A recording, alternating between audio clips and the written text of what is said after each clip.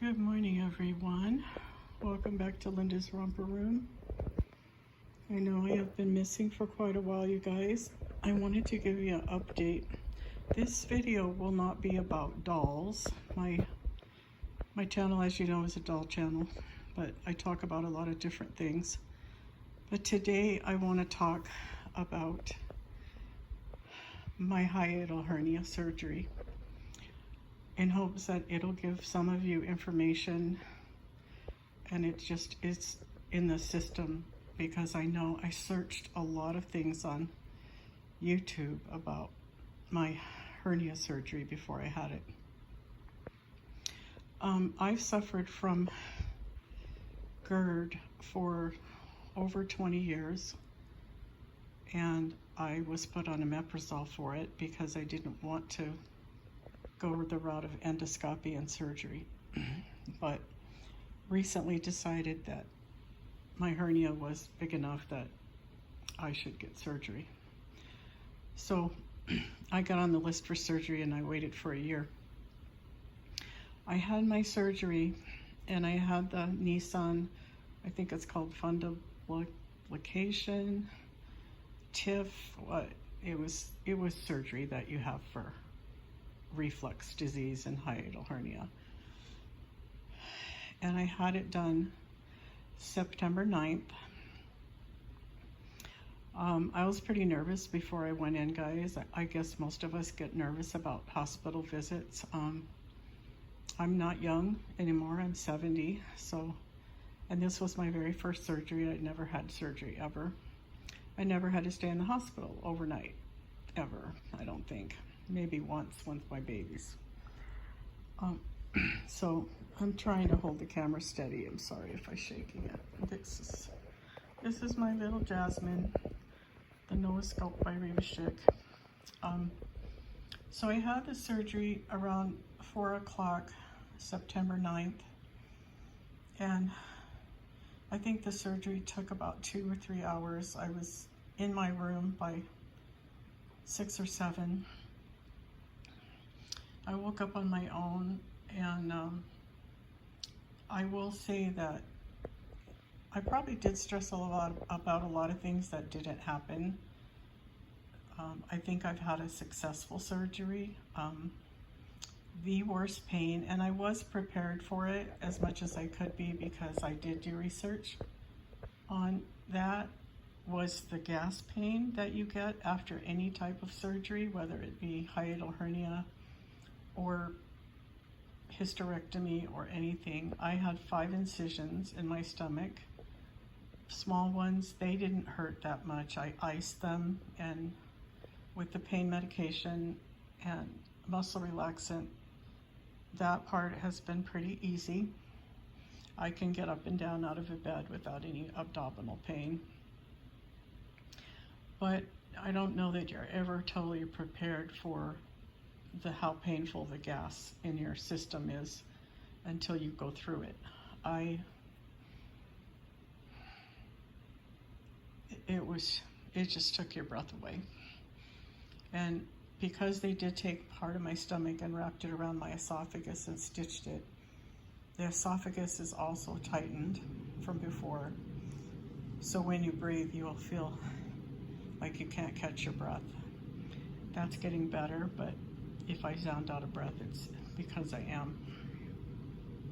They had to give me oxygen in the hospital because I have a CPAP and I couldn't use that, so I was not sleeping well. They had to give me oxygen. They had to give me blood pressure medicine because my blood pressure went very high. My oxygen level went pretty low. But that all worked out, and I was able to get up the first night. Every couple hours I was up going to the bathroom with the help of a nurse, and by the next morning, after surgery, I could drink water and I could have applesauce, and no problems with it going down. I could swallow pills without any difficulty. I never had any nausea after surgery. so I never needed to take the nausea medication, but they do give you nausea medication in case you get nauseous. I did have a headache for 3 days from the anesthesia. I will tell you that the first week of your surgery is going to be the hardest. It's going to be hard to feel comfortable. I played musical chairs. I would lay in my bed with propped up pillows. I would get in my husband's recliner, then I would sit in a rocker we had in the living room. I was moving around constantly, getting sleep at about 2-hour increments, and then up until the last 2 days. I've been able to sleep normally in a bed again, on my side, without my CPAP. I'm sure I need my CPAP. I'm hoping I'll get clearance to use it next Tuesday when I see my doctor, and that will improve my sleep more. But I am sleeping at night now. I do still have some discomfort from the gas in my shoulders, still trying to move its way out. But there are things you can do to help that. A lot of things, and you need to make yourself a little list of the comfort things you need to make yourself feel better afterwards, which means you'll need ice cream, popsicles, applesauce, liquids, and very soft foods for a while after this type of surgery, hernia surgery. So I stocked up on that kind of stuff, and what really saved me was I ordered a case of 36 little snack pack sizes of Mott's applesauce without sugar from Sam's Club, and I had that where my husband could give me several of them and sit them on my nightstand with a spoon, and I could have them when I felt like I needed something. So I've had that, I've had popsicles, and I've had ice cream, and I had some pudding yesterday. I actually managed, I shouldn't have, but I did. My husband made peanut butter cookies, and I had 2 peanut butter cookies with milk, a glass of milk, and it all went down fine. I made sure I chewed it up really good. No problems with anything. I've had one episode where I felt like the liquid I drank got stuck and didn't go down into my stomach, and I ended up burping it up. But I'm burping, and all my other bodily functions are working good now. So I'm on the mend, and I felt pretty good. I have to say that I was pretty depressed when I went in the hospital, but I came out not feeling depressed.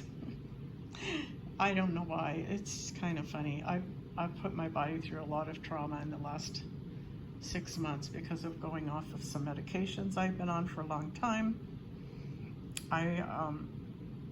And then I went on female hormone pellets, and they did a number on me, making me feel like I was PMSing. So I was having a lot going on with my system. I feel like the hormones have left my body now. It's been 2 months. So I'm feeling more stable. I don't know if I'm going to pursue that anymore. I did get off of a medication I was on for bipolar 2. I really feel I was misdiagnosed with bipolar 2. Unfortunately, since I've been off of the lamotrigine, and I started weaning in February from 300 milligrams, and now I've been off for 30 days, I have less depression, less suicidal thoughts, and disturbing thoughts off of lamotrigine than I had on it. It caused more mood swings in me than being off. I don't have manic episodes anymore. I don't have super depressive episodes anymore. And I'm currently still on 10 milligrams of Prozac, but that's all. So back to the comfort level thing, there are some things that are going to help you feel more comfortable. Walking is important to get rid of the gas, but it's not pleasant to walk when you feel like you have to catch your breath. So I just got up every hour or 2 hours and walked around my house several times. slowly, and the weather is getting nice, so I was able to go out in the mornings and walk around my yard. I haven't gone for like a walk around the block or anything like that yet. Hopefully on Tuesday I might get released to ride my bike again and hopefully go back on my CPAP, which will improve my sleep. And sleep is everything. Sleep is everything. So normally they'll give you pain meds in the hospital that help take the edge off. You still will be in pain, but it will take the edge off. And they'll send you home with something for nausea, a muscle relaxer, and Tylenol with codeine, hydrocodone, to relax those muscles in your esophagus. And that helps a lot. I'm on my last pill of codeine. I have one more pill left. I took some this morning with a muscle relaxant to calm that whole area down to do this video. Hoping to get out of the house today, but not sure if it's really going to happen. So these are the things that helped me. You know, having like a recliner or something I think is essential to, at times you're going to want to be in something like that. I got a belly band. Actually my husband had one and saved it for me, and that is just like a strap belly band that goes around your incisions to hold it. Or otherwise you'll want to hold a pillow to your stomach when you're walking. That helped me. I have something I bought years ago. I know it's going to be hard for you to see what it is, but this is a rice sack that wraps around your neck and comes up around your neck and then in front around your shoulders like a shawl, and you heat it up in the microwave. Well, that was a godsend. I could not wait to get home and have that to put around my shoulders. So you will want something like that, or a heating pad at times. So I would make myself a little list of things that were going to help you to be more comfortable. And heat is one, ice is another. I bought some ice packs off Amazon. They're let me show you. Let's see if I can show you. I bought a set of 2 of these that you fill ice with, and kept them on my incisions to cut down on that pain, but that wasn't bad. Those things are very inexpensive, about $7, $8 on Amazon.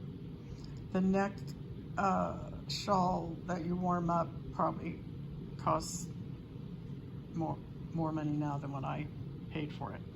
You could also take a sock and put some white rice in it, long grain white rice, tie a knot and heat that up and put that on your shoulders if it hurts, if the pain is bad. I even, at the 1 week mark, or a few days ago, the pain was so severe that I thought, well, maybe if I have a vibration plate that vibrates your body. And what I did is I laid it on my bed. It's a flat surface, put some pillows on top and laid my head and shoulders on it. And I felt like that was the turning point in the gas really starting to leave my system. So you might want a massager of some kind that somebody can massage on your neck or back. I ordered one that's coming in today that sits in a chair where I can get some gentle vibration massage with that, and it heats up too. Excuse me, I gotta get a drink. So that helped me a lot. Gas X wasn't really a big help in the beginning, but as the gas started to really leave and my system started to work again, I think the Gas X helped. So you'll want some Gas X. They will put you back on your omeprazole for 2 weeks after surgery, just to protect everything in there and help it heal. And then hopefully I'll be off of it and never have to take it again. So yeah, basically you're going to need a pain reliever, you're going to need a gas reliever, something that will help you get that gas moving, drinking warm tea, warm broth, also peppermint tea is supposed to help. I did not do that, but I've been told that helps too. But it seems the number one thing to help that get moving is to walk, and you really have to force yourself to do it because you feel like you're struggling to breathe. It's a very eerie feeling to feel like you can't catch your breath, but it gets better. Every day it gets better, and you can take a deeper breath and without it hurting so much. So yeah, those are the things I think you need to have ready when you get home from the hospital, is a heating pad, an ice pack of some kind. And you can always take, if you're a sewer, you can take long grain rice and take a piece of fabric and make yourself an envelope to put the rice in, sew it up, and you can pop that in the microwave or in the freezer to either cool it or heat it to put wherever you feel you may need it, on your stomach and your incisions or your neck. So those are easy things. So I would say heat, ice, gas X, a pain reliever, muscle relaxer helps to relax all the muscles around the diaphragm, and a comfortable place to lay down or sit in a recliner. Fortunately, my husband has a recliner love seat in his office, and I was able to sit in that part of the time, and it very, very comfortable. But even you won't stay comfortable the first week. You just won't. You'll have to move and change positions, and you won't be able to sleep on your side, only on your back. So it is tough the first week, but it gets a lot better. And I think my surgery went well, and I think my eating, I'm on liquid diet, and it's very soft, like applesauce. For 2 weeks now, I have lost more weight. Naturally, you'd think I gained, but I lost. And also, no, I lost my thought. All in all, I'm sure I'm going to be happy that I had the surgery done. Next Tuesday would be 2-week mark, and I'll get released hopefully to ride my bike and do other things. I can't lift anything over 10 pounds for 6 weeks, but that's not a big deal. But otherwise, every day I feel a little bit better, and I don't have depression right now. And it's kind of funny because I saw some stuff on YouTube about, oh, if your anesthesiologist says positive affirmations to you while you're under anesthesia, it can help you with trauma or with depression. And I jokingly told my anesthesiologist, I heard this really works. There's proof it works, so I expect you to tell me positive affirmations while I'm under. And he kind of chuckled at me. I don't know if he did or not, but all I know is I feel better after I came out of anesthesia. I feel more alive. I feel like less depressed and more interested in life. But I've been going through quite a bit of stressful stuff lately. So that's about it, guys. If you have any questions whatsoever, feel free to ask me in the comment section. I'll be happy to share any information I can to help ease your concerns about this surgery. It went really well, and I think for most people it does. So the pain is kind of difficult, but doesn't last too extremely long. So I'm going to leave it at that, and you can ask questions if you want, or message me at my email, linda4686401@yahoo.com, if you have any personal questions you want to ask me about the surgery. Oh, one other thing, you will want to take a stool softener and fiber, because after surgery you do not want to be straining to have a bowel movement, and you will be on strong pain meds which can cause constipation. So very good idea to have those things in your toolbox too. Otherwise, everything went really good, and I'm happy to be back home. I got out of the hospital pretty fast.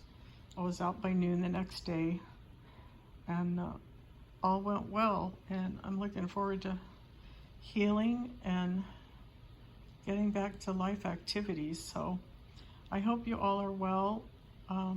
I still don't know what's going to happen with my channel. I think I never will be as active on here as I used to be, but I may pop in once in a while with my babies. But my collection is full. I have one more baby coming. She's at the rooting stage right now, and she's coming from my artist in South Africa who also did Jasmine, which is the baby you see right here. That baby's going to be a newborn, a little girl, and I should have her in October. So I will share that doll with you. And I do have another doll that I did a trade that I'm going to have rooted. Also, if anybody needs rooting services, Mother Gothel's rooting service needs work, and she's very, very good. She's actually looking for some artists she can work with to keep busy at rooting. You can contact her on Facebook. Her price is $250 for a newborn. And she uses Sarah Silk hair, I think. Very good mohair. Very, very good rooter with the baby swirl. Can do the baby swirl really good. So I do have one doll that was bald that I did a trade for, and I'm going to get her rooted. I don't know if I'll be keeping her or she'll be up for adoption. The sculptor has passed away since the doll was made. The doll was made by Little Dearies, and it was made in 2019. Her painting's beautiful. Her sealer's beautiful. There's just not, she's like the day she was painted. She looks beautiful still. So I know when I get her rooted, she's going to be even cuter. And she may just stay in my collection. I don't currently have the paperwork for her. I need to get that from my friend I got the doll from, and I don't think she's found it yet, but I can prove she's authentic because I've talked to Teresa at Little Dearies, and I have pictures of her when she was first made. So, but if I were to sell her bald, she'd be $400. If I sell her after she's rooted, she'll have to be at least probably $650. So I have to take that into account. But otherwise, everything's going very well right now. So I'm gonna say goodbye, you guys. Keep calm, play with dolls. I'm out of the loop. I don't know what's going on with anything. Sometimes that's good. Not very active on Instagram or Facebook anymore. I'm not active on social media pretty much, period. I've given up social media. It's too fake. Everything's fake. So hopefully I'll get back at painting soon. I thought I was going to give it up and retire, but I have a lot of kits I can still paint. So hopefully I'll be filling up to getting back to painting a doll soon. Okay guys, take care. Catch you on the next one. Thanks for watching. Bye-bye.